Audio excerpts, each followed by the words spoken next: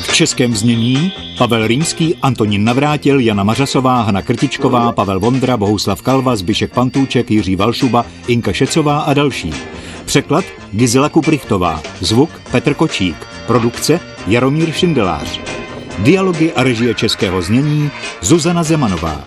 Českou verzi pořadu pro CET21 společnost s ručením omezeným v roce 2005 vyrobila Česká produkční 2000 AS.